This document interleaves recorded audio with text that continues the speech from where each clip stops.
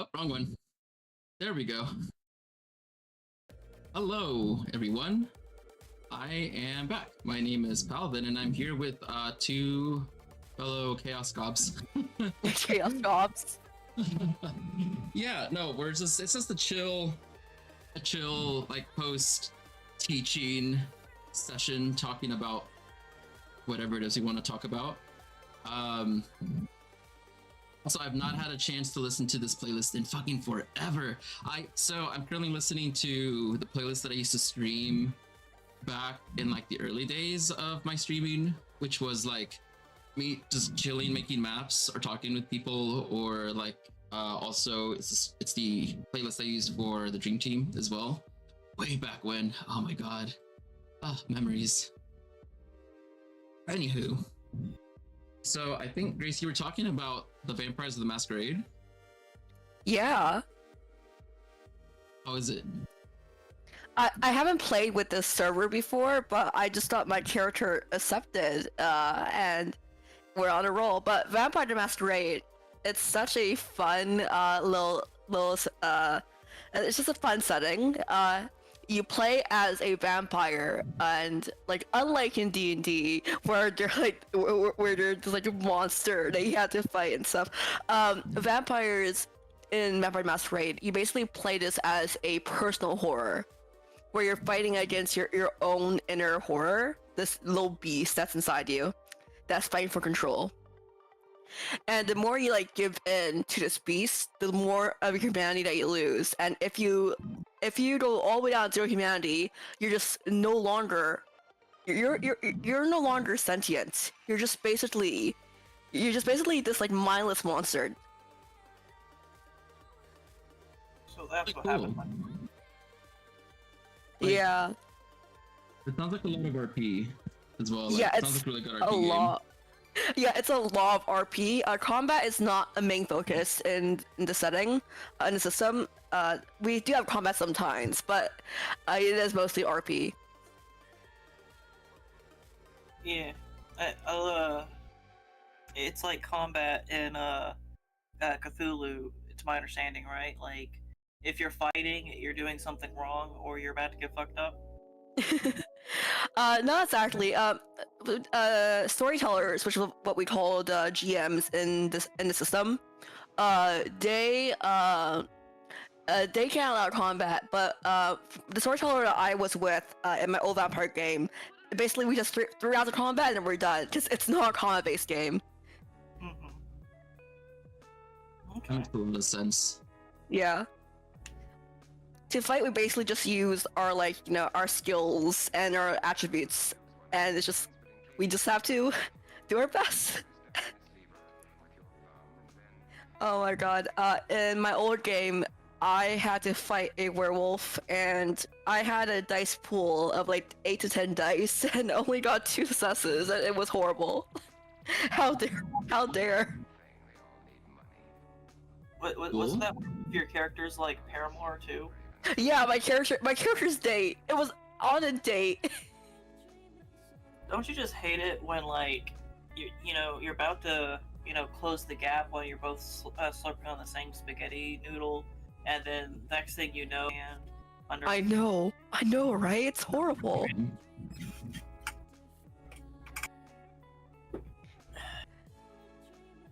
I almost died too. Really? Oh god.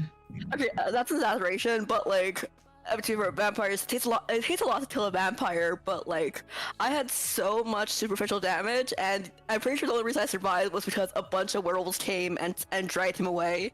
Otherwise, I would have been screwed.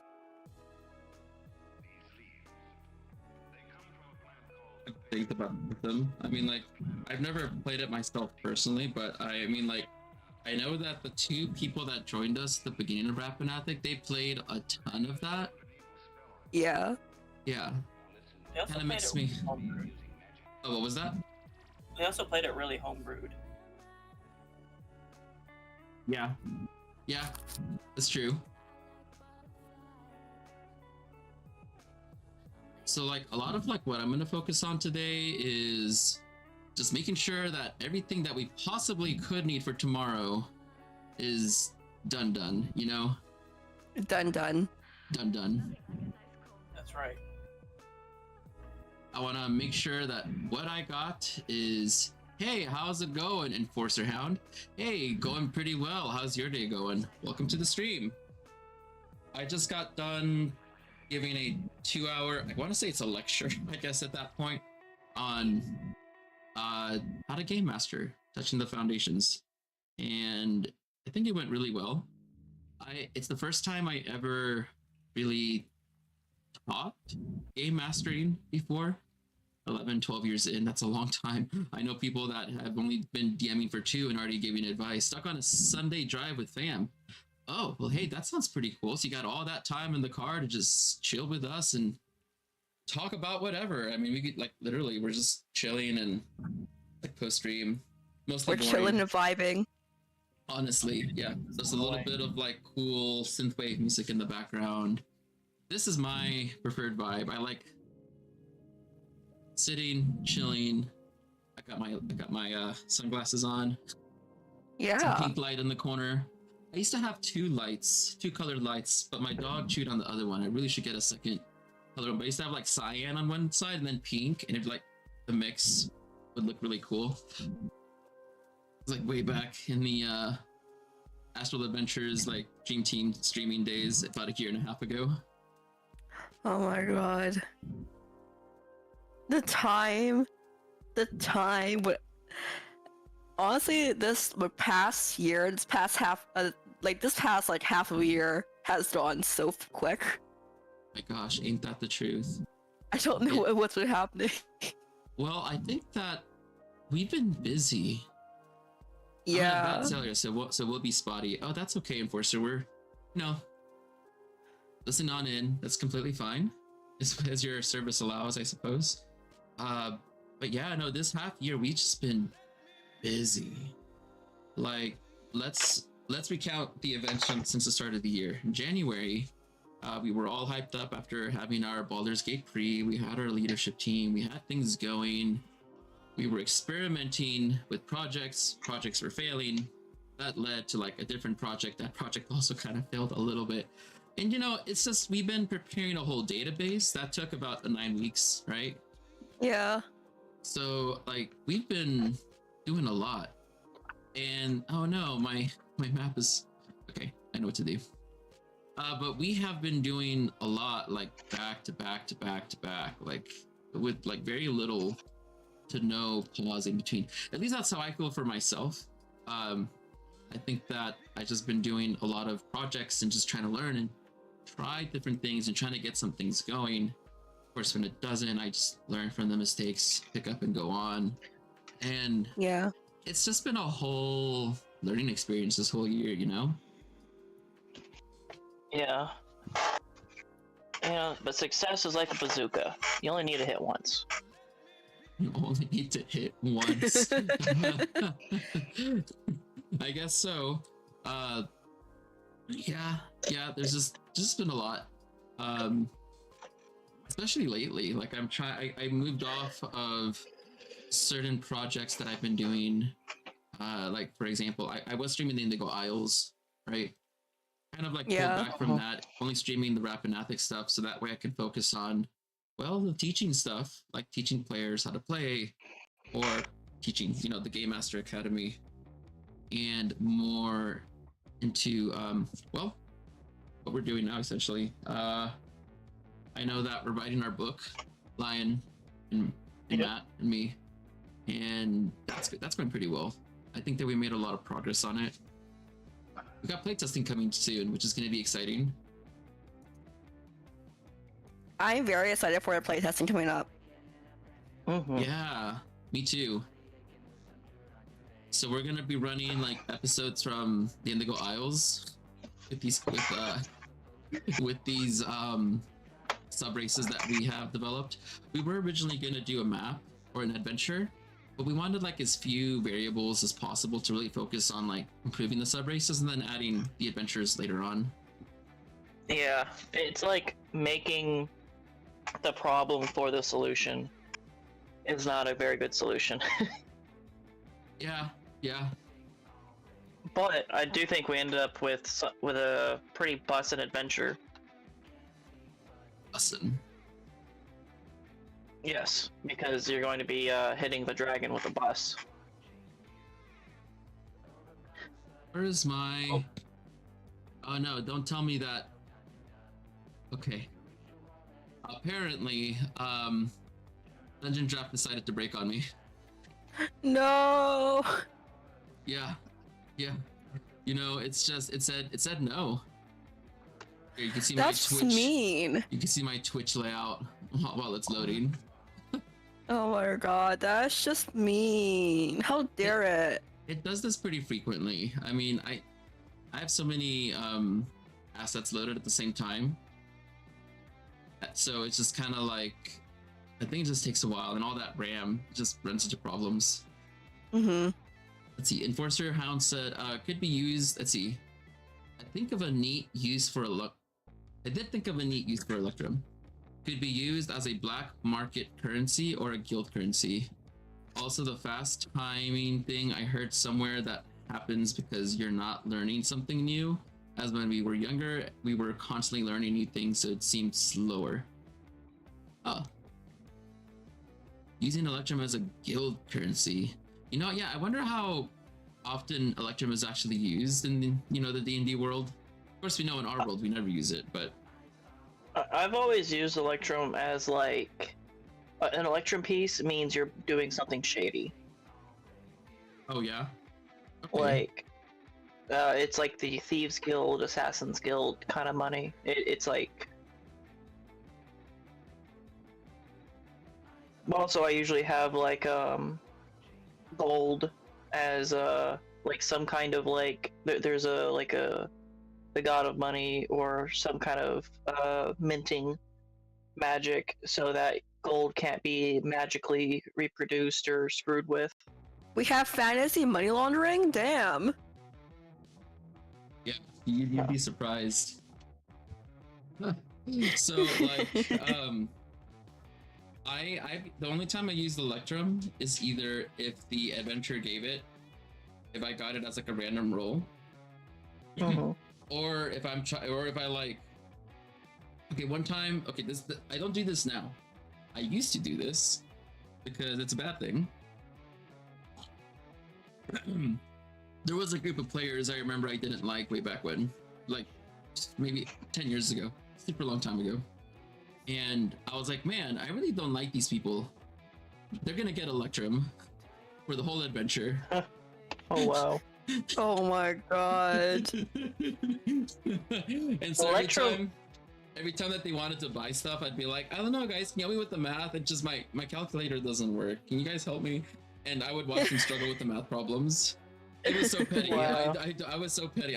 But it was a long time ago, and I don't remember why I did it, but I would never do that now in current day. But yeah, I can definitely see how Electrum can be associated with something shady. Like you have it in your pocket, or you're just trading with it. Yeah. Or use it as a guild symbol. The other use for Electrum is when you're not using a base 10 system.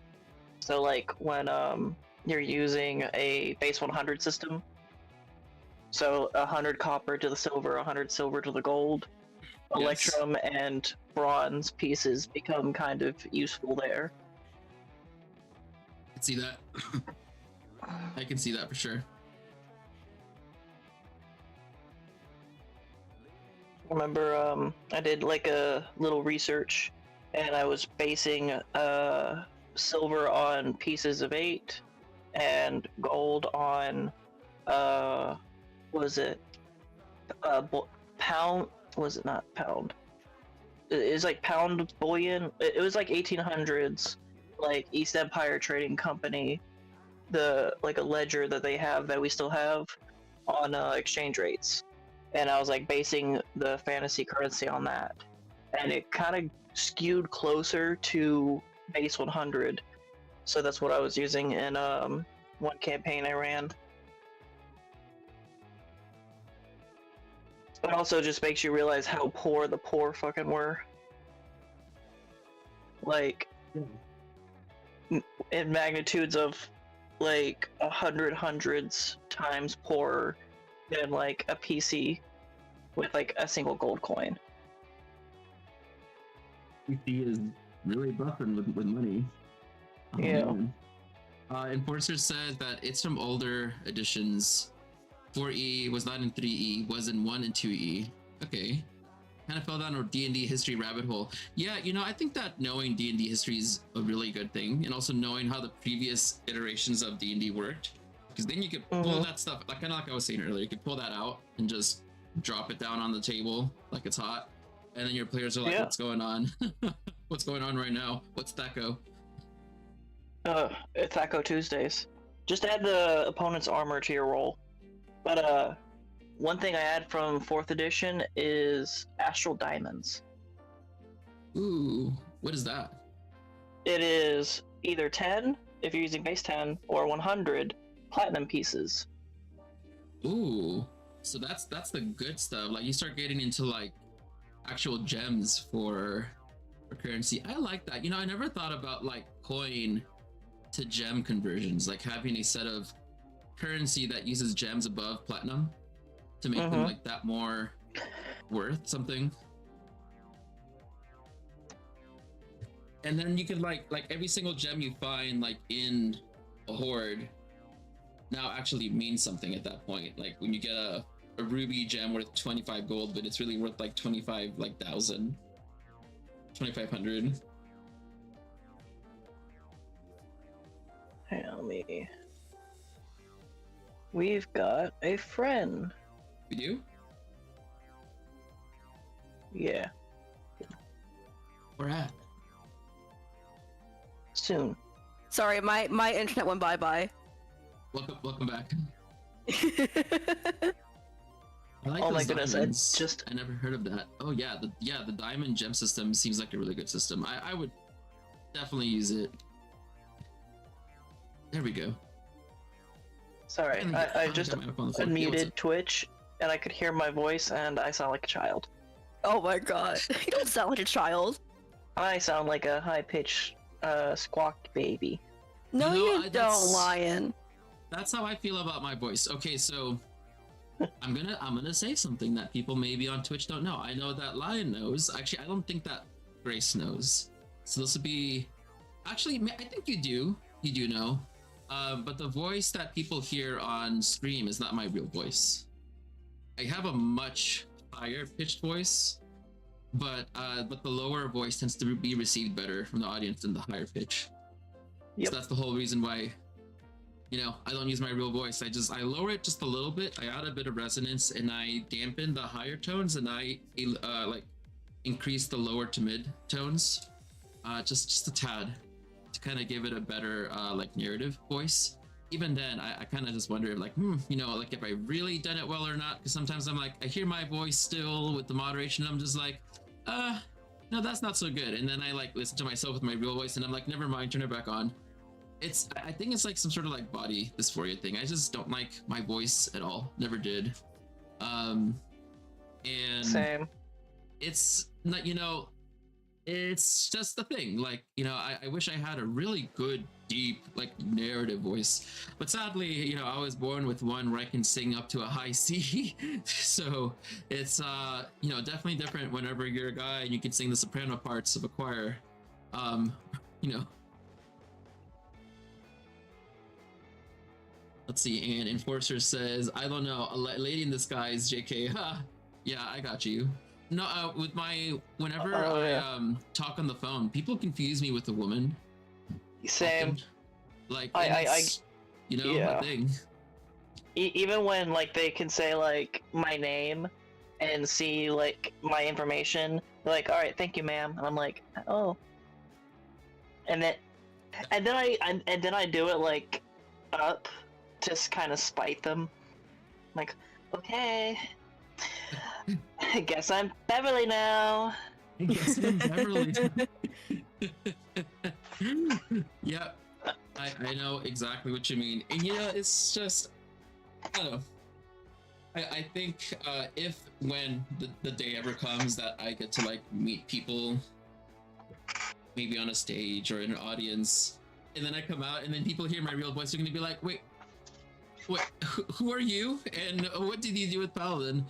It's like, "Oh no, hey guys, yeah, this is me. This is my real voice. Hi."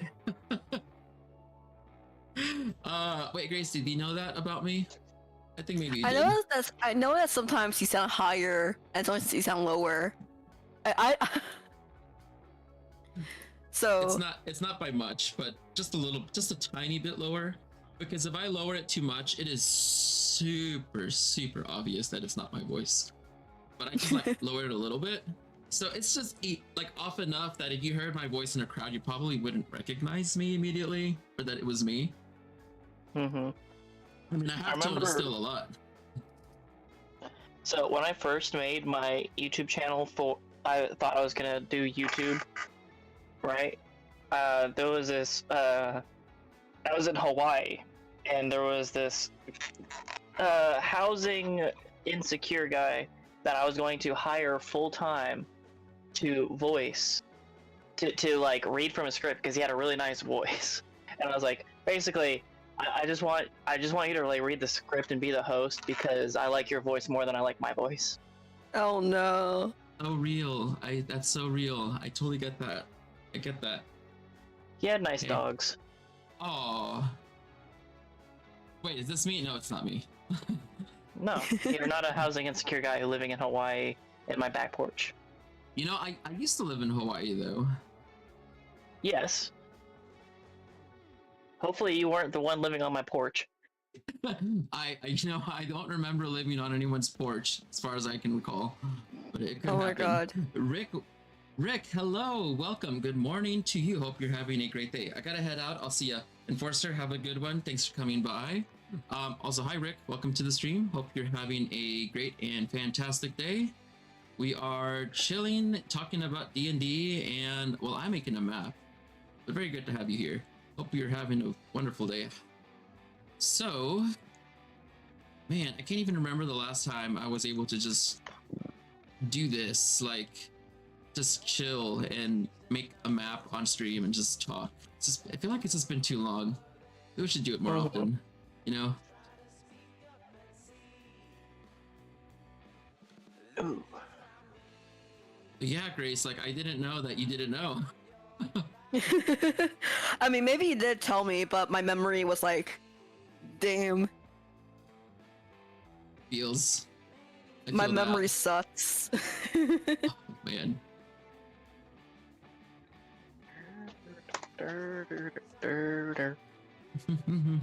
By the way, how was the how did I do with the Let's Learn today? Good. I mean, I guess I'm gonna see the recording afterwards to be like, oh yeah, and then like nitpick every small thing. But I just felt like I Yeah. really got into it. That's, I mean, people can tell whether or not you're passionate about the subject you're talking about, so that's always a bonus. Mm-hmm. Yeah, that's true. That's true. That is so true. And I'm definitely passionate about D&D, so And you're obviously very know. knowledgeable. oh, thank you. Yeah.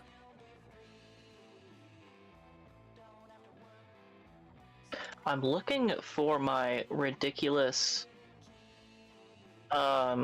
coin thing that I was making for an incremental idle browser game. Where is it at?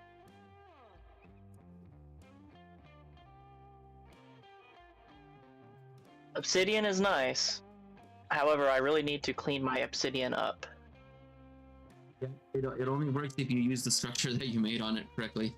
Hi, Rick. Hello, welcome. Welcome. So for those that are wondering what's playing, it's an entire album track by Slamhouse. Every Tuesday, he streams on Twitch, and he makes a song just flat out, just beginning to end, without like, you know, just makes it. He's really good at it, and he releases albums of like what he like makes every now and then. What do I use when I'm playing D&D? Well, so I use a mix between Travis Savoy, the Fighter Brothers, Same House. I also use some other artists that are a little bit more on the obscure side. I have been wanting to expand by getting the paid service that people use for music online, that is for streaming. I forget what it's called. But I've been wanting to add a lot more repertoire, and I've finally been able to get to that point rather recently, as I added a bunch of like free music that is available through Foundry modules, which are just, you know, okay to stream with as well. I'm getting through those slowly, so yeah. Oh, program wise, okay, well, Foundry. I use Python. Oh, Foundry. I also use Python. I add coding into my games, so that's a, you know, an A+ skill right there to have. We use Foundry and Discord. Oh, you know, so I had this great idea that last night. Grace, I'm gonna pitch this to you, and then also y'all from the stream. Let me know what you think.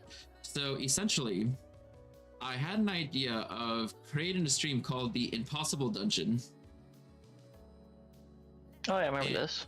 Yes, and I want to use the skills that I know right now, in order to code in Python, the capability for Twitch chat to have control over one goblin, and each person gets a goblin with the same amount of stats and everything, and going like room by room using a series of Python coding and Foundry, for the players to get through each room, which has a series of obstacles, and the players have to coordinate by like random generation and polls and answers in order to properly get across the whole dungeon from beginning to end with everyone, well, at least one person alive.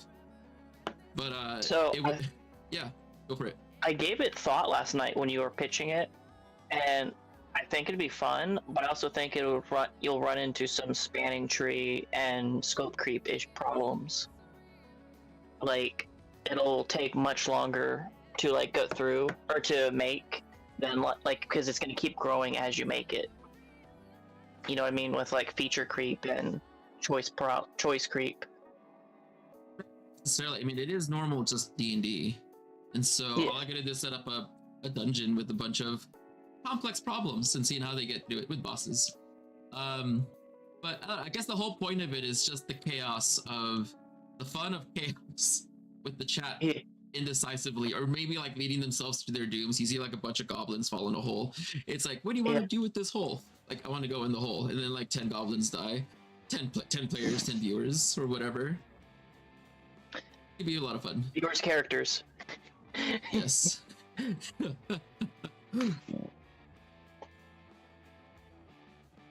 Okay, Oh, you know what I forgot to do?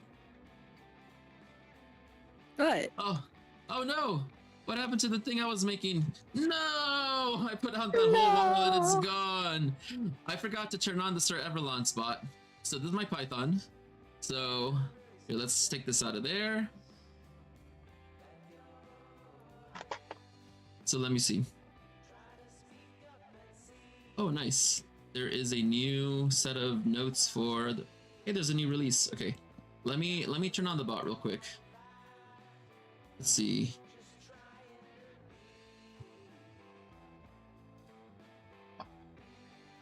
Bam. Okay. So it's been a bit since I totally forgot about the bot. Like, because we got to get our passive milk. We have to do it. okay, there we go. Oops. Okay. Prestige layers. All right, here we go. Ba-dum. Here we go. What would I use if I am building an overland map, like a continent map? I probably would make it myself in Photoshop and just paint it. Yeah, I can't recommend DungeonDraft, honestly. Yeah, DungeonDraft is not good for making maps like that. If you were going to stick to using a software with pre-generated images, if it were me, I would use oh shit, what is the one that people use online? Incarnate. Incarnate, yes, thank you. that is a Yeah. lot better for world maps than Dungeon Draft. Dungeon Draft is not the thing to use. There's Sir Everlance. No, but I would just make it myself. I mean, I got enough skill that I can make a world map quite effectively, so I wouldn't really use any like software or like world making tools. I think that there's just a lot more flexibility and capability to modify like the contrasts and like add sepia and like add effects to the map to make it look very original with texturing. And so plus, yeah, I think it, you know, overall it's also easy to control and manipulate as you need to. So yeah. But you were said something about Wonder Draft, yeah? Like that's like Dungeon Draft, or it's by Megasplute, same company, close to the same software. It's just not as good. And one big problem is there's like Dungeon Draft has a lot of assets, and Wonder Draft does not have a lot of assets, and there aren't very many good assets that have permissive licenses to use if you want to use it for anything. see.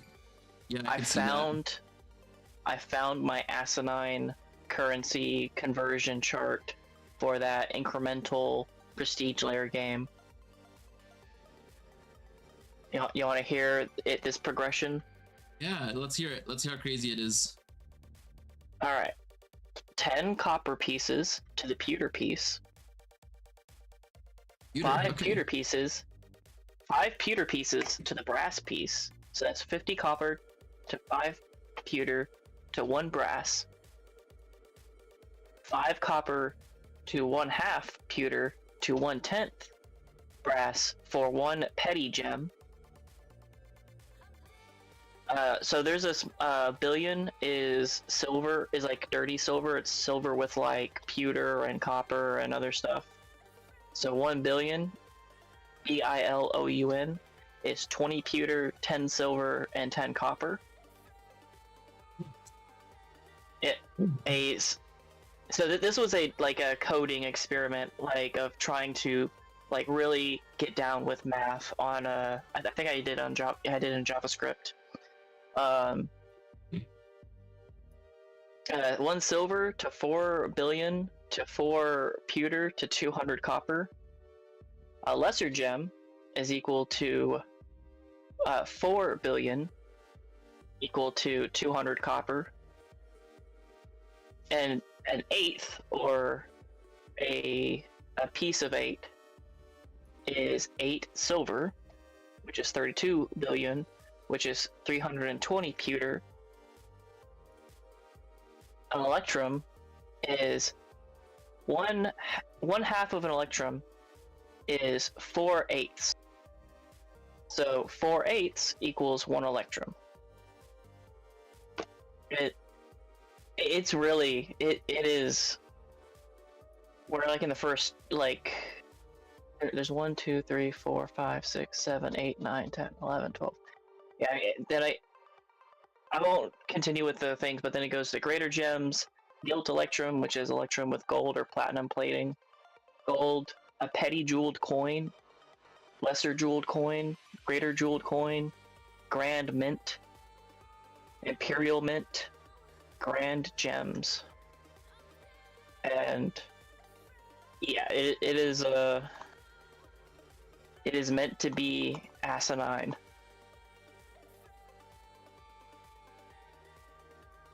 It definitely sounds like it. I mean, but it also sounds very cool, but fucking hell to calculate. I mean, we need a chart and everything. Also, let's see. It's for like a computer, like watch numbers go big. It is not meant for like RPG play. Okay, I see. That makes sense. And also, let's see, Rick was asking, how is Foundry for creating overland maps? Well, I wouldn't make a map in Foundry in and of itself. I think that there are better tools out there. Dungeon Draft is really good for like local smaller maps, but Incarnate is free. you could make an overland map on Incarnate relatively well, I would say. So, you know, I think that would be like one of the best resources.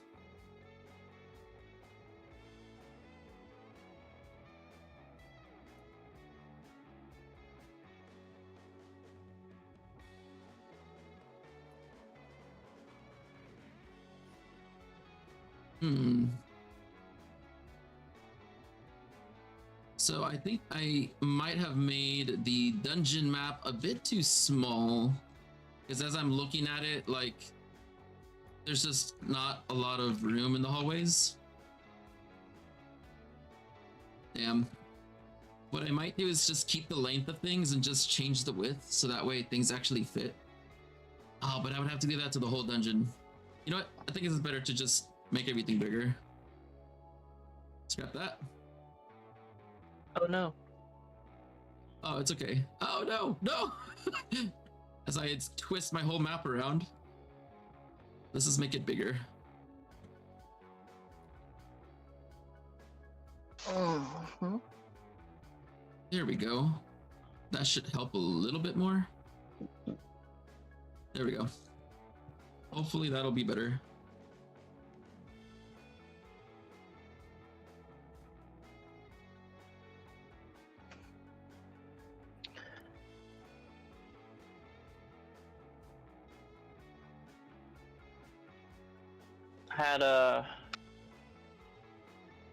I picked up some books yesterday.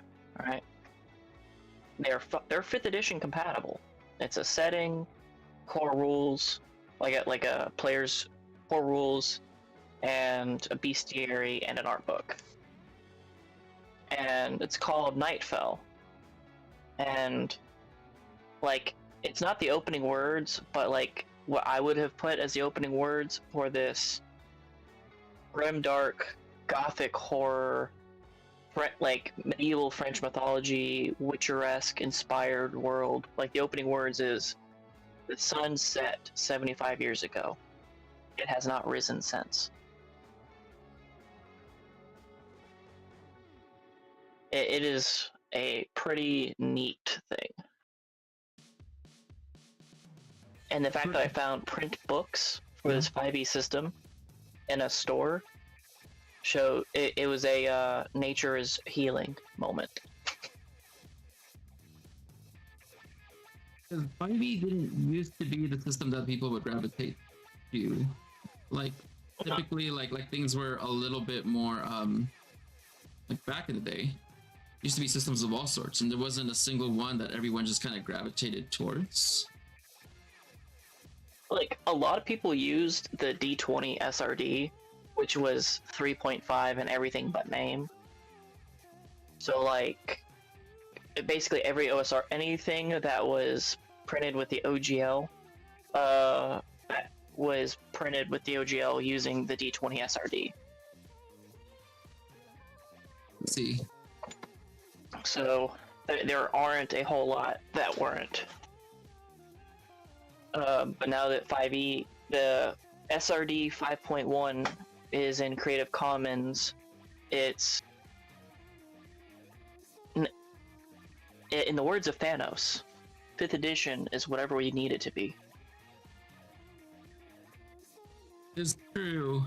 I mean, a lot of people go off of the rules anyways. I know some DMs or some people that have, like, entirely made whole systems, like homebrew systems, to fit their niche of what they're trying to get out of the game. And it's like, you know, at that point, like, you just ask, like, you know, have you considered maybe running another system or something different? And I think, you know, at that point, if you're having to make a whole, like, homebrew system, start looking into other things that maybe are similar, maybe have a better rule set. I mean, it's not going to be perfect. You know, it's not going to be D&D 5e, but it doesn't have to be D&D 5e. I mean, as long as you got dice, rules, and friends, you've got everything you need in order to play. As long as those friends are okay with playing something other than 5e. I think that is like one of the birth things for a lot of stuff. Is whether we like it or not, we are in an age of 5e supremacy right now. We're leaving the D20, open D20 SRD era of roll a D20 plus something, and now it's roll a D20 plus your proficiency bonus, more or less. Oh, goodness, sorry. You're good.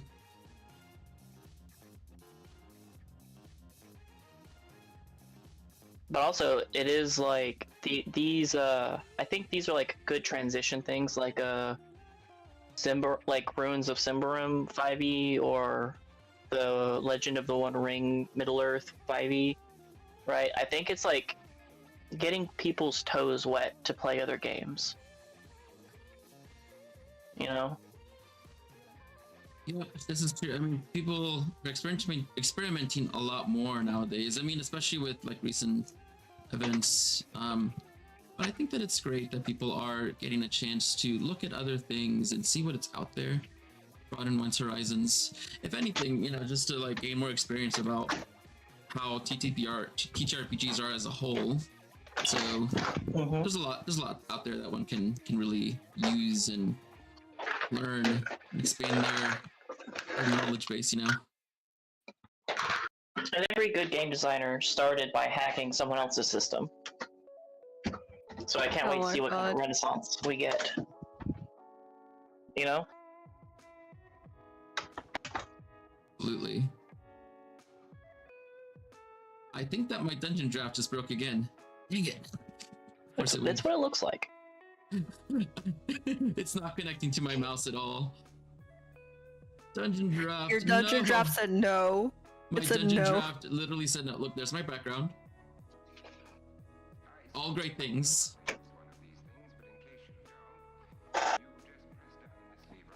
Hello, Sir Everlance. Welcome to the stream. If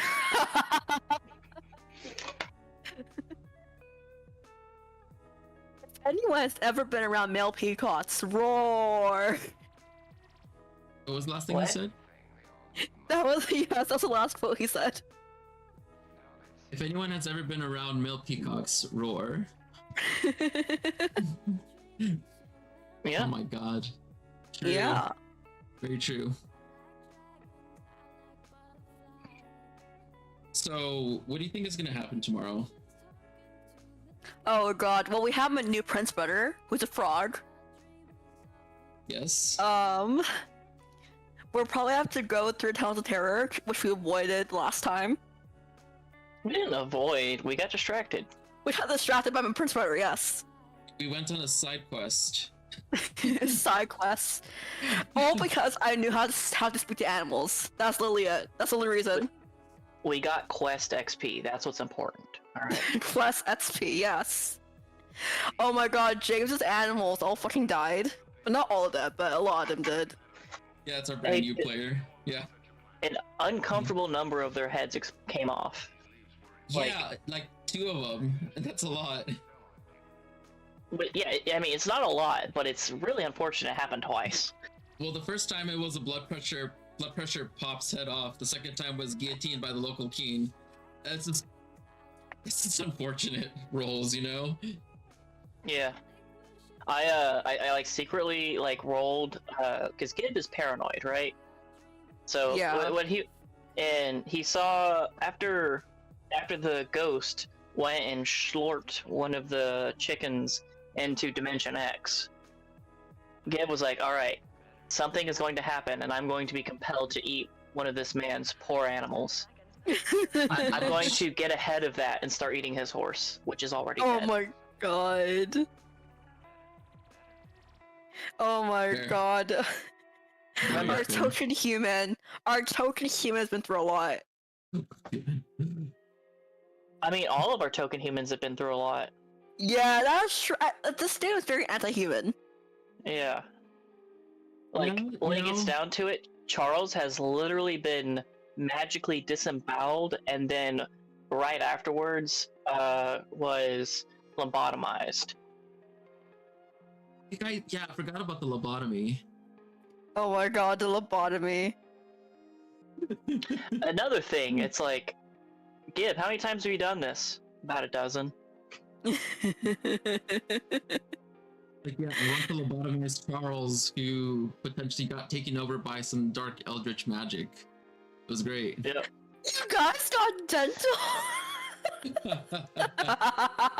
from the Winter Dominion. Beautiful. You guys got dental? Question mark, question mark, Yeah. question mark. Yes. Love it. Yeah, I mean, yeah, Orcus has tooth fairies, so technically, Oh my god. and Does yes, he they're really? every bit as horrible as you expect. Does it really have tooth fairies? I didn't know that. Is it? They're fiends rather than fae, and they like embed themselves into unconscious people's mouths, replacing a tooth, Ooh. and they like that. And how they reproduce is they make other teeth into tooth fairies, and they Damn. all like fly out doing necrotic damage. That is Damn. horrible.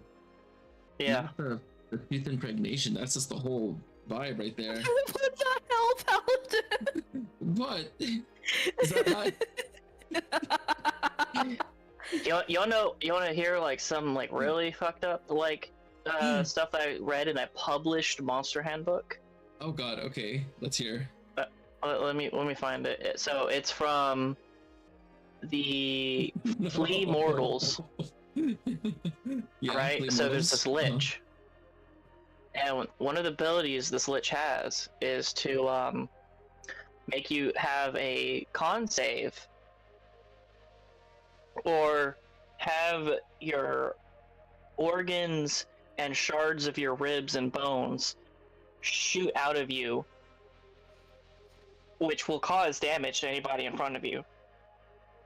Like, they'll take damage from your like erupting bones and organs, and then you're prone and can't be you can't get up until get at least 10 points of magical healing, because you just had core parts of your body shoot out of you. See that? And yeah, that's I was thinking about that, and just imagine you go to help somebody up, who just got knocked down. Like imagine targeting the healer with that as they go to cure light wounds, and instead of curing them, they just blast them with their insides, and then also crumple over. Now that's a boss. That's terrifying. Oh yeah. Absolutely. Absolutely terrifying.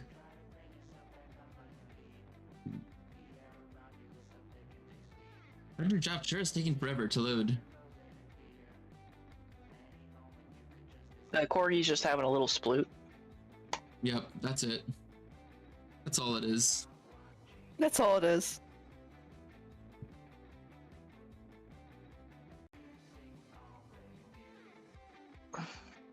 This is something that I haven't really talked about in a while, but I haven't really paid attention to the channel's subscriber count or anything in months. In fact, I don't even know what it is now. I wouldn't be able to tell you what it is close to.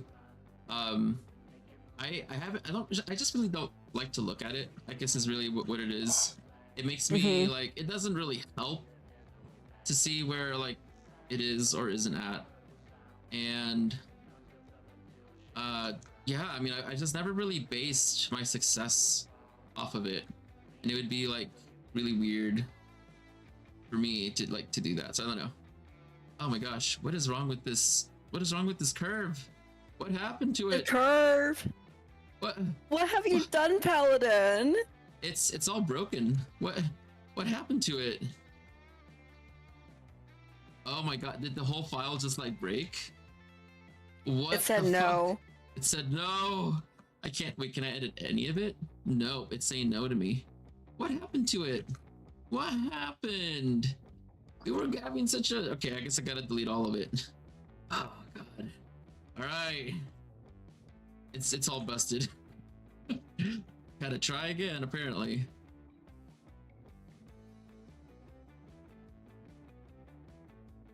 That sucks. That really sucks. Oh well.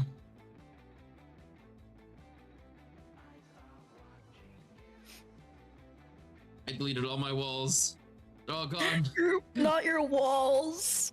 Not the one. Get out of my walls. Yep. Exactly that.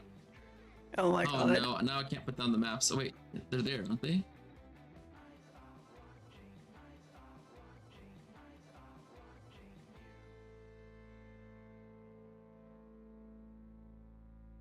Is it? Is that it? Is that it? What is this? Damn. Damn. It's really not liking it. Let's see. Here, I'm gonna make a copy of this.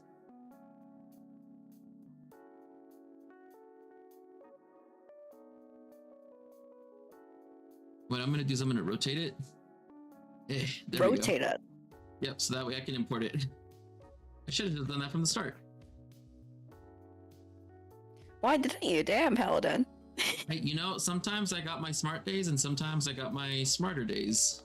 Smart.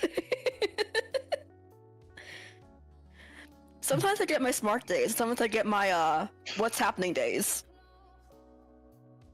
What is happening? Yep, I feel that. There it is.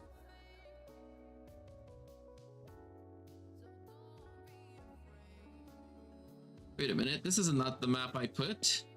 Get out of here, imposter. Oh my god, an imposter Mogus. I said I wanted the sideways map. That is not sideways. This is sideways.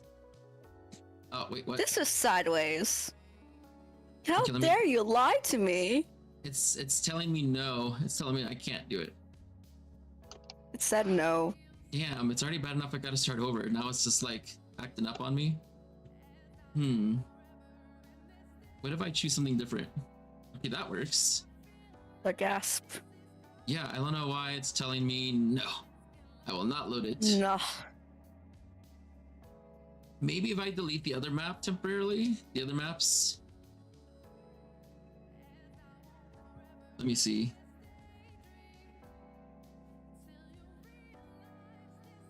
Okay, now there's only one map I could possibly import. No, why did it do it again?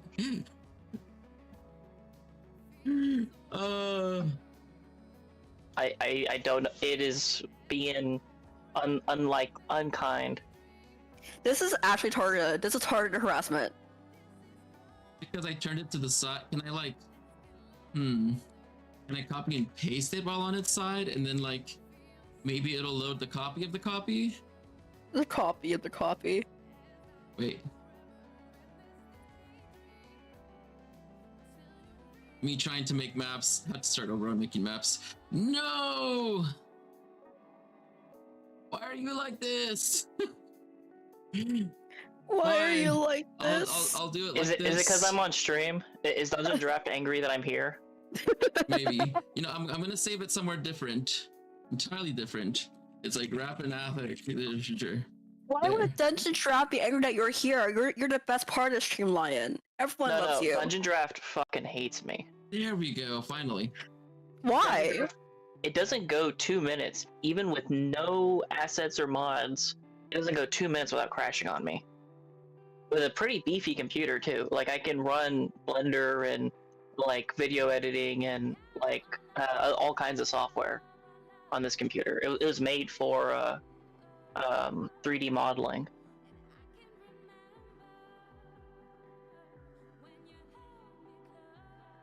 It is ridiculous. Oh shit. Okay, I gotta pay attention to these walls. Up. Okay, that looks good. Are these walls thick enough? Are they thickums? Thickums. They are thickums. They're thickums. All right, I'm not gonna do the double layer thing. This was too much. I'm just gonna make one layer. You know what? I could use the wall tool for this. I hate the wall tool, but I'll use it in this particular case because I'm gonna get a very specific set of walls that I can't get unless I'm using this tool. Did There we you go. stream the teaching me and Guy dungeon draft? No. Okay. I wasn't sure if you did or not. Yeah, I didn't.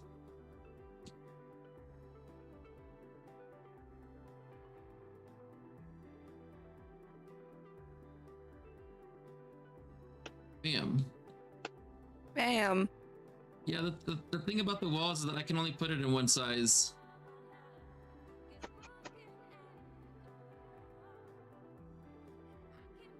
And also it doesn't blend well. Yeah. I mean, if you could put posts there, like in the corners or the cross sections. That is very true, actually.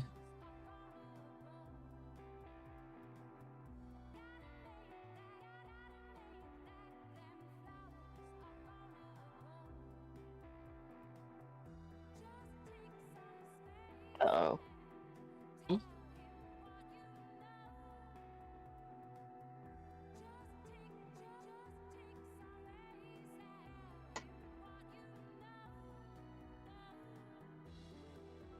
Okay without the posts. I'll leave it without the posts. Okay, let me get to another one. Here we go. Let's put that there. Bam. Setting up maps. Whenever it comes down to the Nostalgia, setting up and running it, I wonder how much time we're gonna spend on like playtesting the first playtest. Or how much we need, you know? I guess it'll just depend on what it is people say as they play. Mhm. Getting a good enough reference point of the races and what's there. Yeah, I had started tooling around with like making some pre-gens, but I needed to focus on the like prepping what I'm gonna run. So I'm pretty sure I'm going to run Rappan Athuk with like some like mini like not one shots, but like the map I made yesterday from the thing, like the battles, just because like I know those have been really well play tested already, like for like modern 5e, because Right. as nice as Castle Claylan is, you and I both know it's not really 5e play tested sat. This is true. There are things about Castle Claylan that I do love. There's parts about it that I also know could be a little bit not as good for 5e. That is true. Yeah. I get what you mean. So making I'm gonna make some pre-gens, and I'm going to hopefully get on. What else do I have to do for the onboarding? I'm not. I gotta check the thing again. No, you're already done with it. Okay, I thought so. Yep. I'm gonna post against the goddess this week probably. Nice. And I guess like we'll find a way to like import it into Foundry and all that. Yeah. It shouldn't be much. It's just gonna be a map, and I'm just using some edited goblins. Not sounds about right. nothing.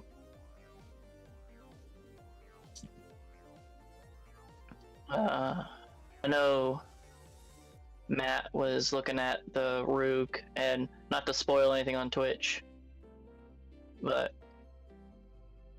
can't wait to get the final things. Ew. Oh no! I fucked up with the walls again. I left the shadows on. Well, actually, is it really that bad with the shadows? Actually, it's really not that bad. I was gonna say you can use the cursor to unshadow it, right? No, you can't. But also, it doesn't look bad with the shadows. That's okay. I prefer not to have shadows because it ruins the depth when I ever have like intersections a little bit. Yep. So I tend to And when you have your own shadows.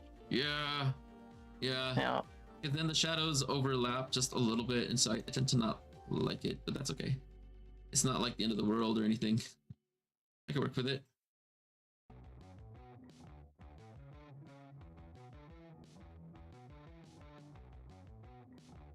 Here's a random quote. You're going back in the bag.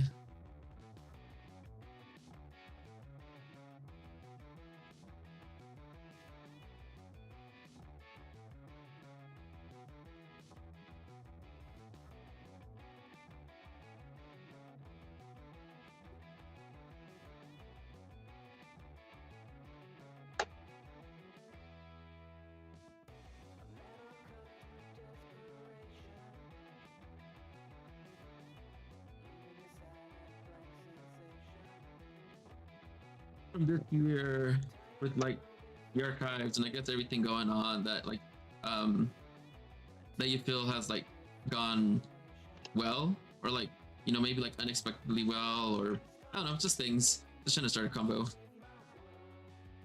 I'm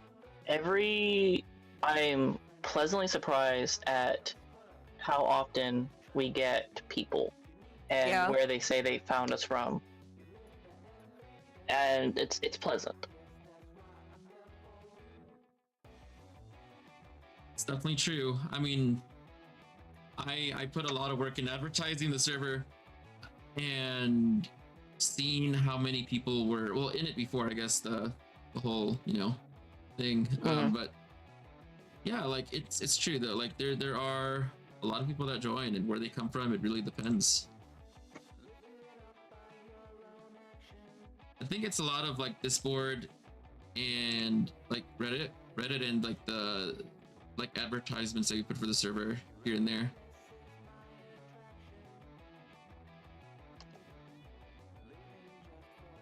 Which if you guys are watching and you're not part of the Discord, feel free to join us. Oops. I got it. Hang on. Damn, what happened to my... There we go. You got it? Dang, okay, nice. Thank you. Faster, lines Lightning faster. fingers. Lightning fingers. Yeah, nice. There I was, link in hand. I remember that. Grace beat you to it. Oh my god, I remember.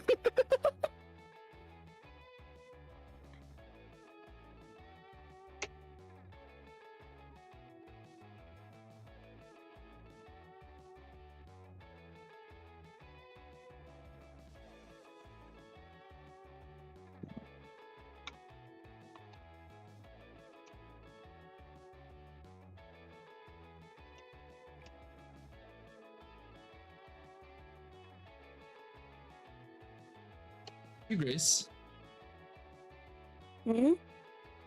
Yeah. My favorite part about the archives is what you're asking. Yep.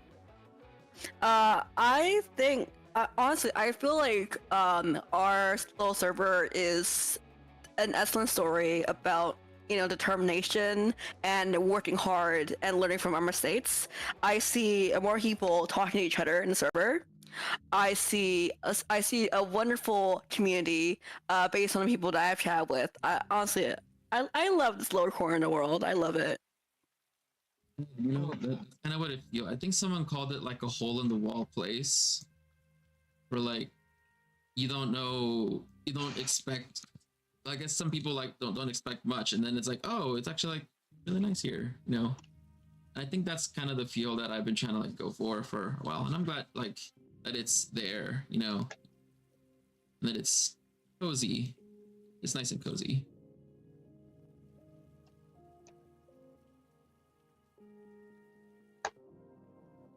There we go. Bam.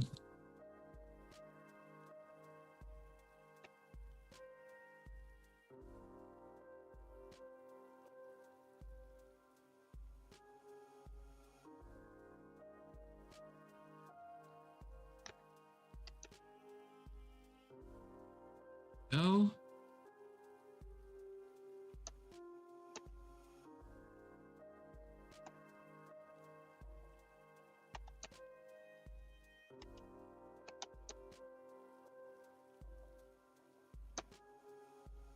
So I think that for me, I think my favorite part has just been, well, I think just the different situations that have come up and like just dealing with them one at a time, learning from that. Mm-hmm. Yeah, the different eras. It feels like we rapidly evolve in server. Yeah.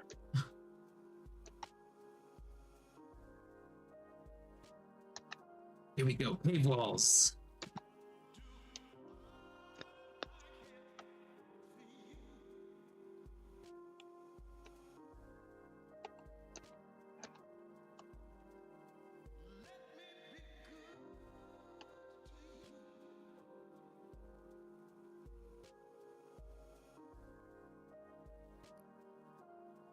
Hmm.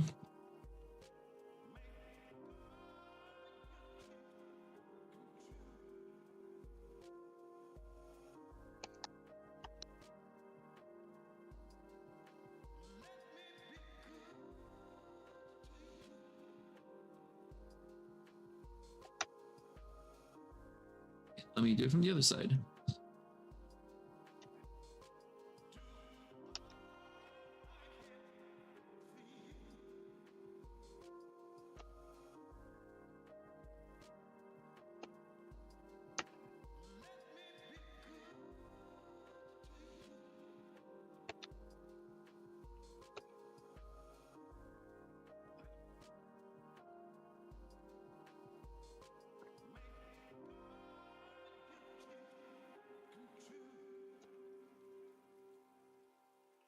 I think I got the walling for the first level done. Yay! Yay. Just using simple tools.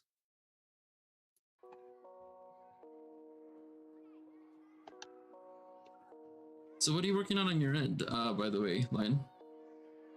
I am currently rewriting for probably the 10th time a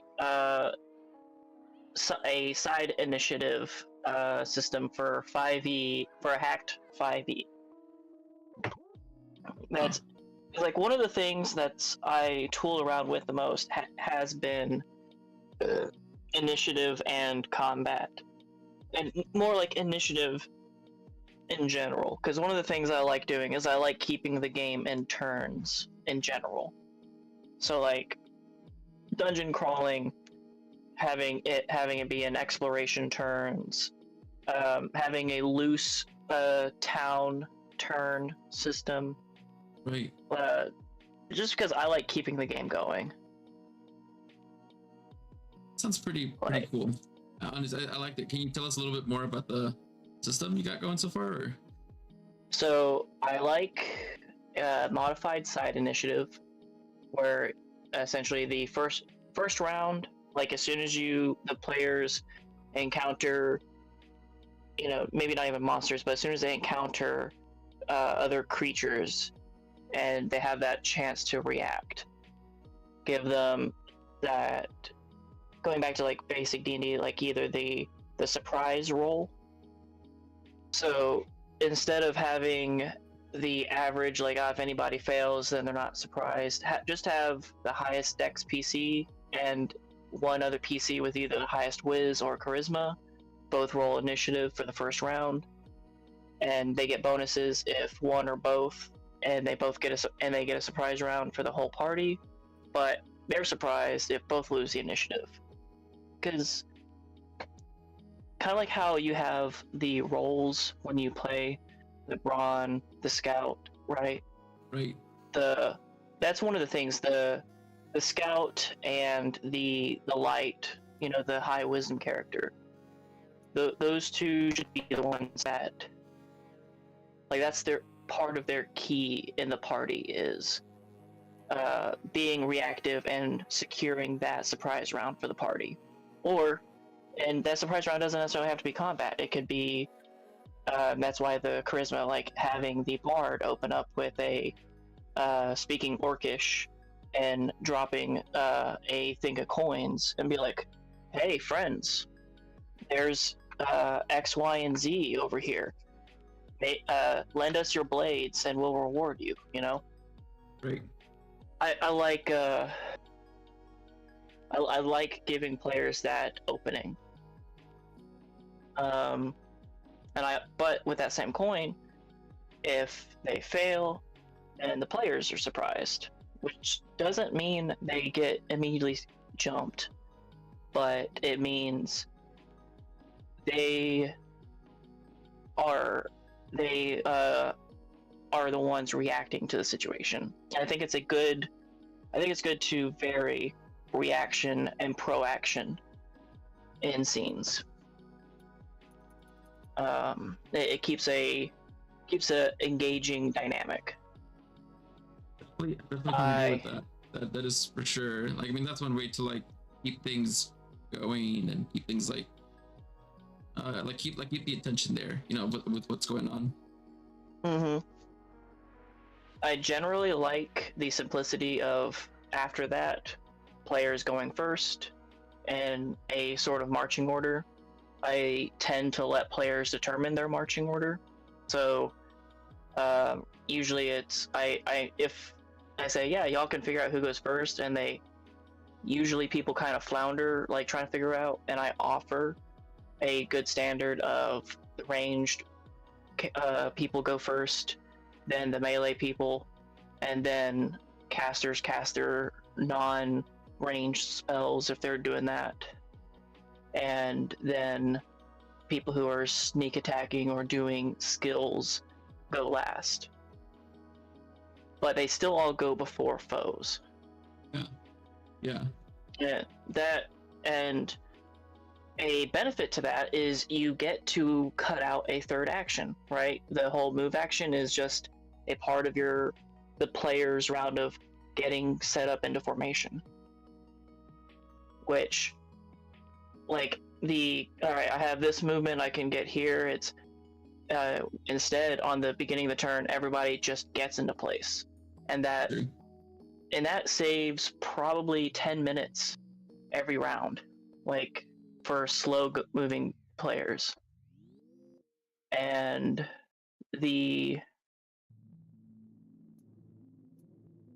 it's both helps with building their tactics, but also because I've known a lot of groups that don't really care for playing a tactical game. It's not in their face making them do tactics. Very true. That's very true. You know what?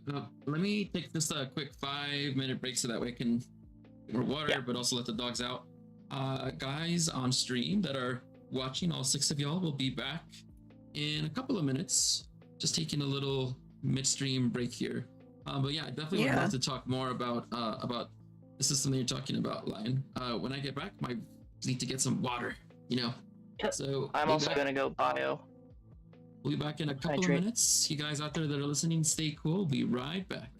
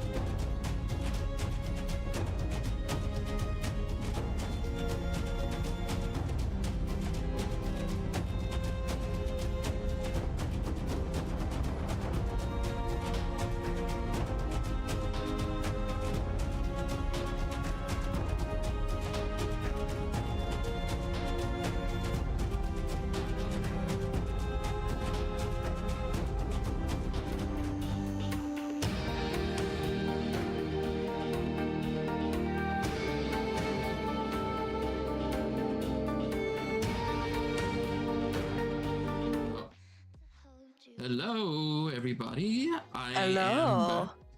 Hope you guys are having a wonderful Sunday afternoon, evening, morning, all of the Whatever above at the day. same time. Happy time zones. Happy time zones. If you are new to the channel, or well, first off, welcome to Paladin's Archives. I am Paladin, and today, just very chill afternoon, just making maps, just doing whatever. You know, I feel like I have not done one of these in an exceptionally very long amount of time. And so I think it's well worth the time to just sit here, have a good time, talk about D&D, just see where the day goes, you know? I probably should change the channel from D&D to something else. I think the just chatting. Yes, there we go. At least that way people know what we're here for. Because we're not playing D&D, we are literally just chilling and having a good time while talking about D&D.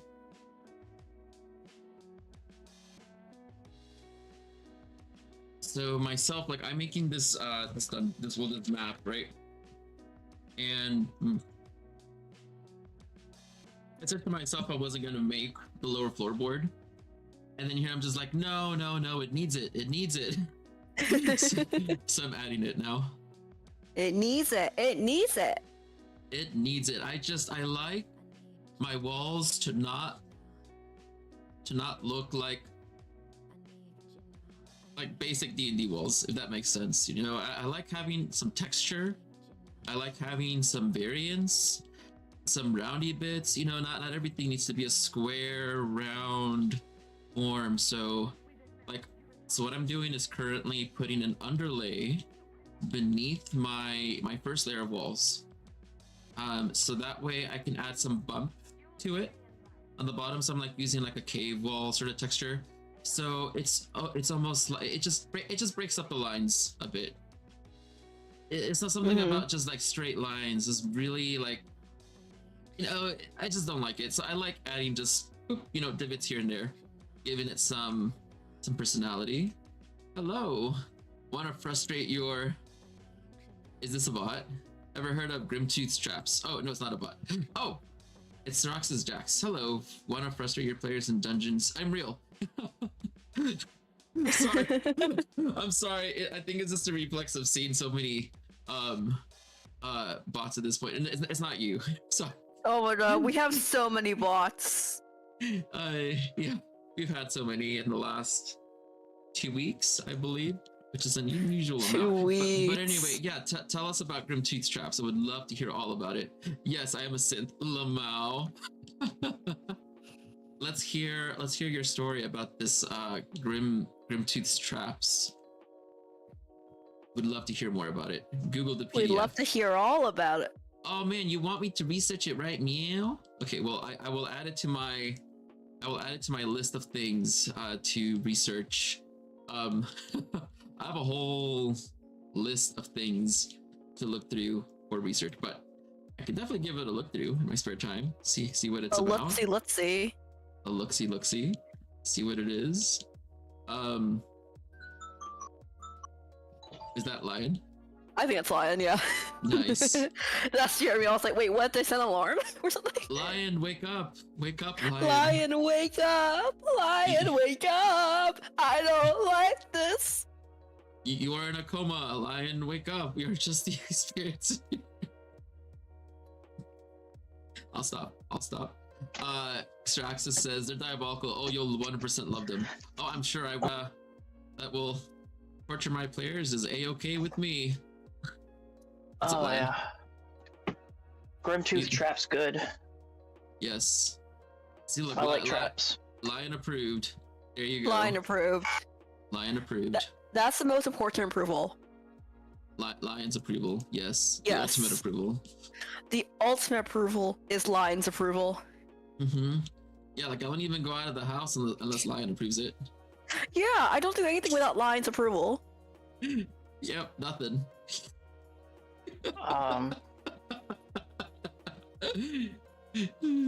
Lion, we do everything for you. Everything. Everything. That's a mistake. I'll tell you what. You know what? Like when it gets down to it, sometimes I don't even have my own approval to get out of bed.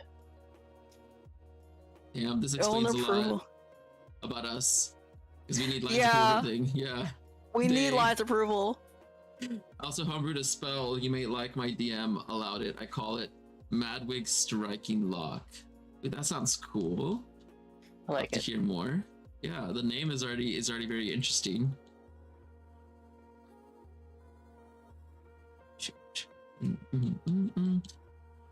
Forgot what we were talking about right before we came back. About Initiative. I think no, Grace and I were talking about something. Indigo Isles. I remember Indigo Isles. Yeah, the Indigo Isles. So we used to have this stream on Fridays called, okay, so I have to DM it to you, not on Twitch because it will not show the whole thing. I gotcha. Well, like on Indigo Isles, the stream, yeah, it is a bit sad that we don't get the Friday stream anymore. Yeah.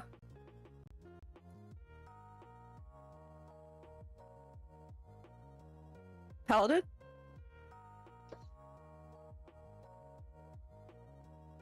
Paladin? Oh. Paladin? Am I back? Yeah. My voice mod broke, so I couldn't say anything there for a second. I forgot what I was saying. I think I was saying that the Indigo Isles. Yeah, it is a bit sad whenever campaigns end. But I need to establish myself a little bit more on the professional gaming side, but like not necessarily with paid games. So I've been opening myself to a lot of experiences. I think I could talk about this. So I recently actually started selling a bunch of coffee mugs with like designs of like dice on them. And so like I've been like I uploaded my listings onto like Amazon, and I was learning a lot of like e-commerce, and I still am. And so then I moved on to like now getting it onto Walmart and also eBay next after that.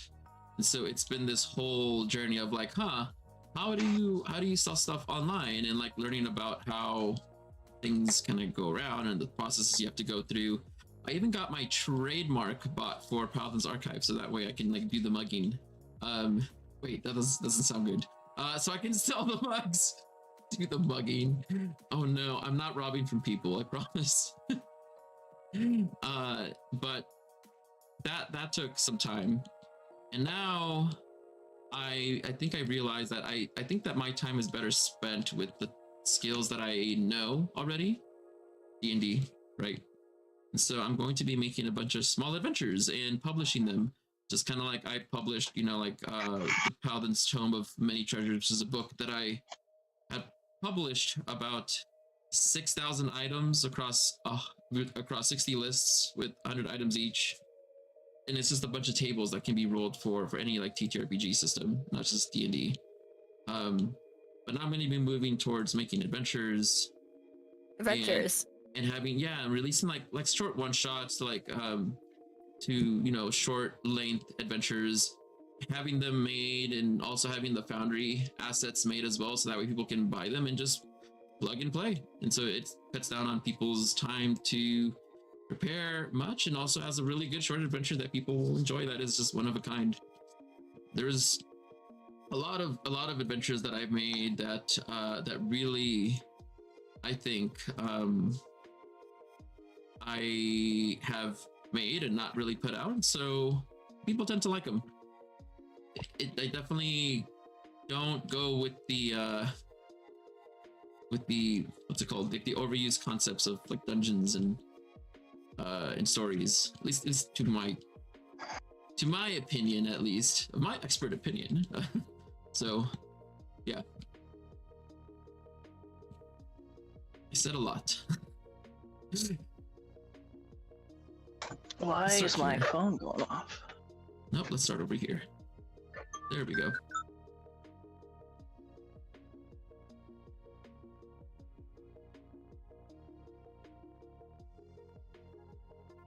Bum, bum, bum, bum. Bum, bum, bum, bum, bum, When my bum. phone says alarm in 5 hours and then it goes off 2 minutes later anyway. Huh. X'd it out. Yeah, we heard your alarm whenever you were gone. We're like, it's not Lion's phone. It's totally Lion's phone. Yeah. Not only does it wake me up, it also just kind of snaps me out of my, like, propensity to just stare at the wall for several hours. I feel that. I 100% feel that.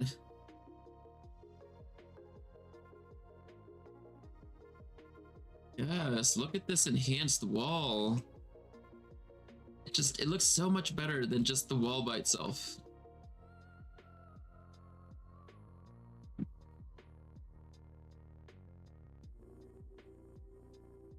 What do you think? For those of you that are watching on stream or can't see the map, adding that little bit of texture underneath really makes it up real nice. Mm-hmm.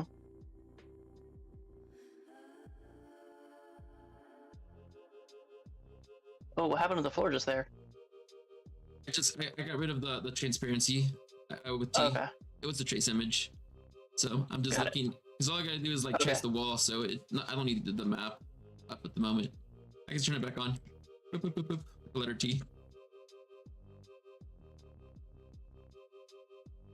Yeah, I definitely like. I think that I've mastered Dungeon Draft by this point. I mean, I've used it so much extensively, so like in some of the maps that I've made are like have been really difficult to make, like layered on top of each other with like multiple different things occurring below water and like stacking them on top of each other. It's just it's nice that I don't struggle with the program like I used to. Remember, like the first couple of days, I was like, oh my god, how do you place a wall? Why do the walls look so bad? And then I came across some better assets, and I'm like, oh yeah, Forgotten Adventures, it's great. They make really great Dungeon Draft assets. And you know, I actually made my own Dungeon Draft asset pack. I haven't really put it anywhere now that I think about it. Like, I don't have it anywhere online, nowhere to sell or anything. I probably should. Yeah. Probably should put that because it's there and it's available. I put it on Patreon, and I just never put it anywhere else ever since. But it's, you know, yeah, something I should really do in the next day or so is that. But what were you gonna say, Brian? No, I was just agreeing that you should, like, put that out there. Yeah, it was like 150 assets for like a beach. It's got like mostly realistic looking textures on it that people can use. And I kind of like that semi-real look. The colory, cartoony, like black line, like this, for example, not really my vibe necessarily. I mean, I use it because, hey, you know, it looks great and it's easy to use. But I kind of do like my own style of more realistic looking terrain and items and objects. I think it really just came from, I used to make maps on Roll20 all the time. And let me tell you, to make the map, if I showed them to you, there you could see like the amount of effort that I put in. As soon as I get done putting this wall piece, I will pull up an image. But I would place, you had to place tiles down one by one by one, or in groups, right? But you had to like copy and paste everything. And there were some maps that were like so filled with images that it was just almost to a point of it not being loadable anymore. I remember there were a couple of maps where we added so much, and I say we as in like me and my ex, like he and I, like Matt and I used to make these maps together. Beautiful maps. I'll show you guys as soon as I finish this wall piece, but it just was a tear in a day in order to make everything. But the assets they had on Roll20, they look mostly realistic, and so they came from this free to use online website. I think it's like Dungenie was the name of the website, or some sort of map pack, and a lot of those assets are free. And so whenever you search them up, any asset on Roll20 in order to use from their free library, it pulls up a lot of assets from that website. And they all were like these very semi-realistic, like 80s, 90s, like textured sort of assets. I think I just, using it for so many years, I got very used to it, to the point that like I kind of favor that look now. And I just don't really see it at all, like with any sort of map texture packs that I see out there for like making things. And so I was like, okay, you know, well, screw it, I'll make my own. And so I started making my own on you know, for DungeonDraft, with Photoshop, and I would try to get that semi-realistic look with like very specific filters that I would use, and then I would also have like some help with like looking at references and stuff. But anyway, I hopefully maybe a project of mine, like just a personal project, if I ever have like a ton of time, where I can hire someone to help me make like completely like complete out the entire creation of those type of assets, because I really do miss them, and it makes unique maps. Okay, there we go. I placed on the wall. Now I can put stuff. But yeah, no, like, what do you think? Good. The only thing I would say is the blending of the brown sandy rock to the gray cobblestone wall, a bit jarring, but I know that you'll have some way that you're gonna fix that some way, just because knowing you. But in terms of making your own assets, totally. Oh, nothing. Sorry, go ahead. But in terms of on the topic of like making your own assets, yeah, definitely. Like that's something that I keep thinking about, is like the tool you use really makes the style of what you're making. Really, like the color palette, the general shape, the tone. Like you like that semi-realistic. I prefer more cartoony and vague myself, because I'm old school. I'm still of the mind the map is not the scene.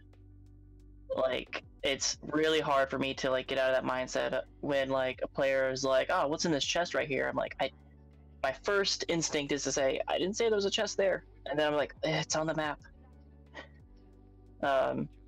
Which is somehow easier, like when I delegate, like and I've told you before how like I used to I would call the terrain and have a player make the map, and then whatever they put on the map was gospel, and I'm more fine with that than I am with like using pre-made maps and then letting the map be gospel. I don't know why. It's just a quirk of the thing. Completely get you. Yeah. I completely understand what you mean. And yeah, you're right. Like the style is of what you use is what defines it, right? So, but God, I just imagine having to remake hundreds of assets will take long time. I think it'd be one of those things that would happen like adjacent to anything that I'm doing, right? Like eventually try to get my own line of assets to put out that are to a very unique style of making maps that I don't really see any other asset pick out there. But anyway, I want to show the maps that I'm talking about in Roll20. So here is an example of something completely crazy that I've done. I know the topic for today for the DMs like Academy has been like basically start learning and making projects and learning from your projects that you do. And so one of the projects I did that took me about 7, 8, actually I think around 9 months, is that I made the entire city of Waterdeep on a 5 by 5 foot scale. You got now. We love that. I said that I made the entire city of Waterdeep on a 5 by 5 foot scale. Oh my goodness. And so damn. You know what? We're going on this journey now. I'm gonna show. Actually, you know what? Instead of showing the actual like image, I took an image of it. I'm actually gonna log into like where I have these things at.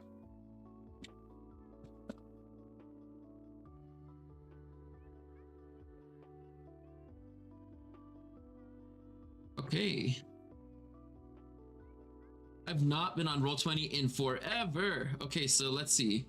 What am I gonna load up? So I have like campaigns on campaigns, and I keep track of stuff. Oh, is there a story game? Sure. And I used to. Ah, no. Well, maybe my stuff is like not available because it's been like forever. Let me see. So Frozen Heights is a game that I used to run. Let me see if it'll load on me.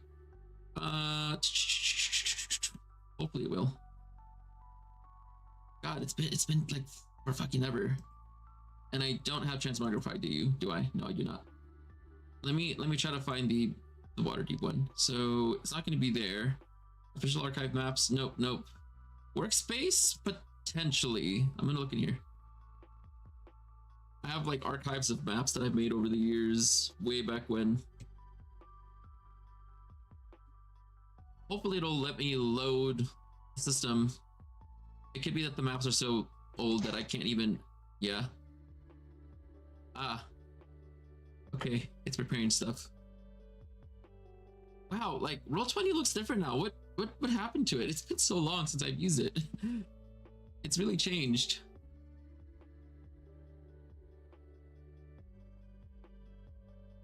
God.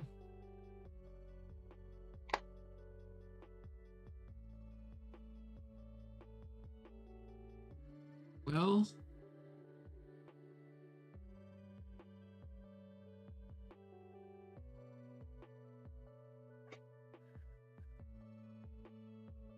okay. So here are the pieces that I had to make on Roll20. I mean, it was like literally just a bunch of terrain pictures that we had made by hand. We made different sort of like blended textures so we can like put things next to each other. Different waters, different sort of sands. We created prefabs of things. You would like go online looking for like free images to use. We made an entire set of like marble, white marble and black marble together with like gilded gold. I mean, here's like some more of the prefabs on the right. We made our own edge pieces for all of these. These are all completely like handmade. Let's see, we have like different sort of glows for like types of bushes, like gem bushes, and then we like anything that we found online that was not an asset that we made, we like collected it in like little bundles, so that kind of like an easel more or less. And so I would just like, hey, if I'm looking for a road, I have a road palette that I made by hand, and then I can like copy and paste things. I had like a palette for, let's see, for foliage here. For like, oh, where'd it go? Here it is. Like different sort of things you could find just in the forest or just on the ground, trees, different houses, shells that we found. I mean, rocks. I mean, you name it. Basically, like we made this whole collection of just stuff for lots of different things. Also our own kind of crazy contraptions. Here's something that I've not seen in a long while. So this is let's see what it, the flesh dragon. Uh-oh. It is a bunch of chicken just like sutured together. Uh-oh. Hold on, I gotta wait. Have I been showing stuff like, and there's like, dang, like half of the screen has been blacked out because of the dang image. Hold on, there we go. So that's the flesh dragon. It is made out of sutured chicken and cockatrices. It is great. Very nice.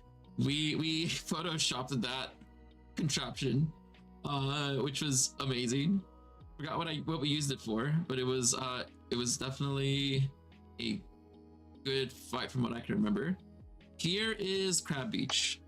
So this is a map that I had made by myself, and it is the starter area of Frozen Heights, which is an adventure that I will release eventually after Stalia is released. And yeah, we would make like these really big maps like so, and you can see them as blended. there aren't any square rooms with anything that we made. Hello? You're cutting out. Oh, I was saying that there aren't any square rooms with anything that we made, and that everything is blended and it has like a good amount of, you know, just roundness to it. Yeah. But we placed all of this by hand. Like if I can go into edit mode, which I don't remember how, everything's changed. What is, oh, Yeah. the GM layer, okay. Let me turn off the GM layer. Capacity, none, okay. But yeah, like all of this took like a really long time to place down by hand.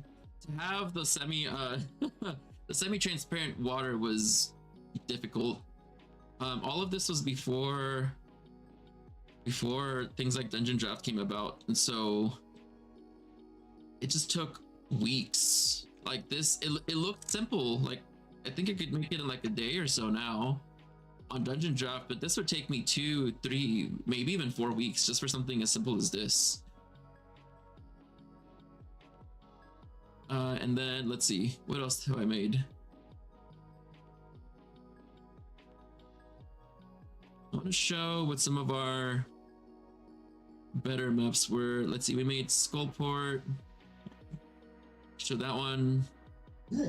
Undermountain 1A, that sounds familiar.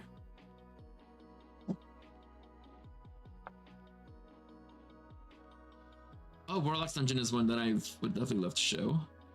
Wood of Sharp Teeth.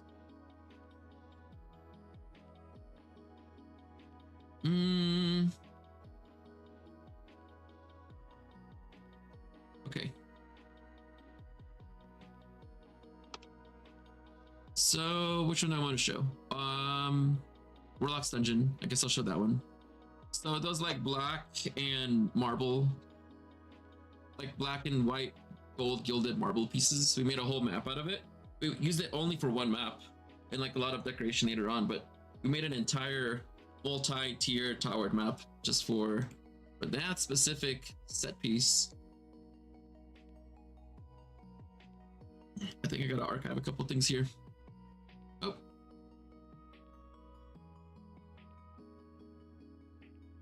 Come on, roll 20, don't break on me. There we go.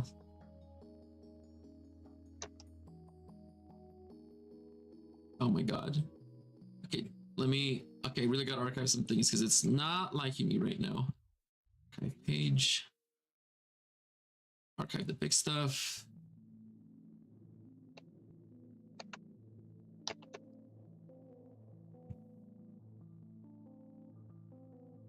Grab beach. Let's archive you. Oh.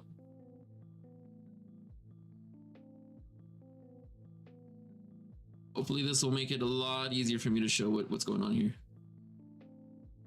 Okay. So this is a lot of pieces, but we made a whole map using those like all like different black and white marble pieces put together with the gilded gold. And every single one of the floor tiles, if you look at it, there's one tile that's really, really dark and you can see that it's in a different spot. I manually had to go through every single tile and rotate it 90 degrees manually. So that way no two tiles were the same next to each other. And it took forever. Like, God. I mean, there's things about this that I think I would definitely improve much more now with the skills that I got with DungeonDraft. But this just, it took a long time to make. It was like weeks and weeks of just dedicated craft of like sitting there and to be like, I need to make this map. I need to make this map. And I remember there was a time where me and Matt making one map together, we got really good at it to the point that we could make one really well like designed map in like a week. And there were just, it was like 2 months of us making maps together straight. And at the end of it, we're just like, what are we doing? Putting so much work into all these maps. We had to like cool off a bit because it was just so much work that we kept on putting consistently, but we loved it so much. And I think we just set it out on ourselves for some reason that we were going to make exceptionally really great maps and just keep improving our craft to to the point that we ended up like at like the very peak of our capability to use Roll20 to its maximal degree.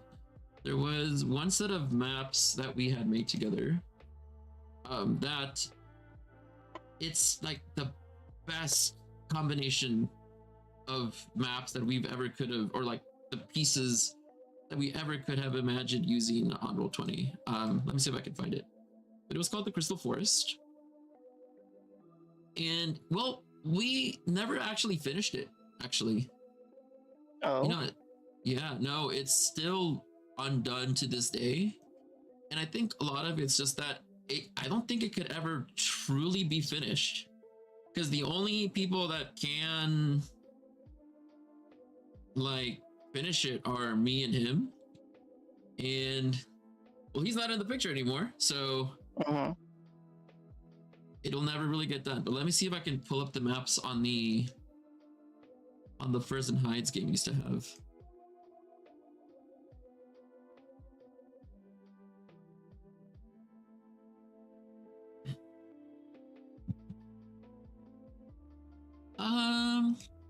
I swear, is transmogrification not like a standard thing for like Roll20? Do you need like the prescription? I don't know. Subscription.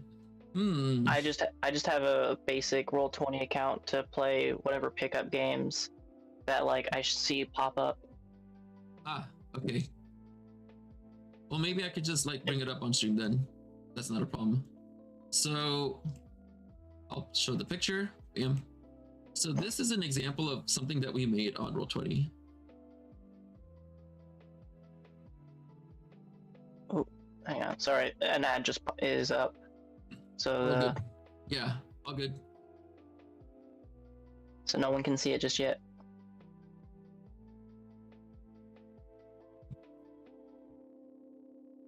Okay. Meanwhile, I'll try to hunt down what this thing is at. Yeah. So that's one part out of 6 maps. And what you're looking at is that there are multiple levels stacked on top of each other. And depending on which level you were at, you could see the other levels below you. But every single map had to be changed so that you could see the level that made sense beneath you.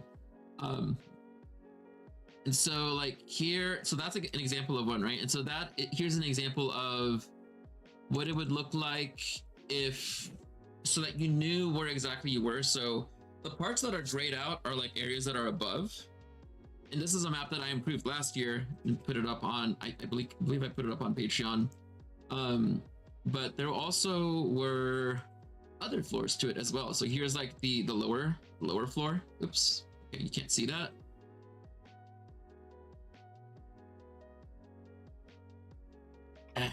Okay, so this is like a complete underground river that we had made. And the thing that really kind of made this unique is that we had to like dig through like entire textbooks of geography and water and terrain patterns to really figure out how it is that water would like split apart underground caverns and how that would affect the terrain above in order to get a very realistic looking map, realistic ecologically map. So, and yeah, I mean, it's just was a shit ton of work, but we did it all on Roll20, which is insane because I mean, anyone that's made a map on Roll20, I think understands the pain of having to make a map on Roll20. There's just a lot to do.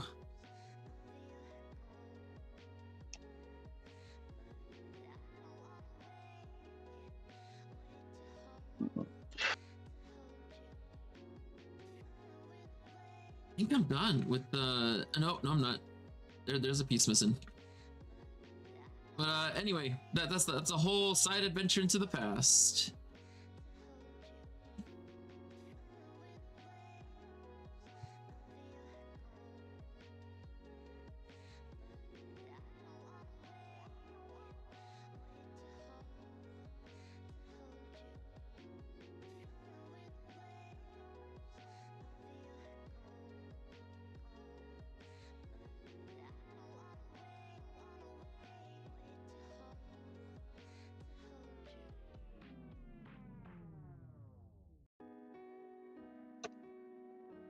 Here we go.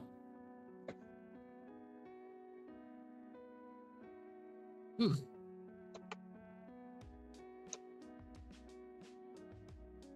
Right. Well, oh, did not mean to do that. I think now is probably like a good time to like end the stream, spend some time, and we can give it a good old chill out now. Hope you guys have like a good chill out now. I'm gonna be turning off the stream. You guys have a wonderful time out there, and hope you guys have a great rest of your Sunday. Come out for tomorrow's stream of Rappan Athuk. We're going to be playing a great game tomorrow and seeing how things go. All right, well, have a good one, y'all. See you Adios. tomorrow.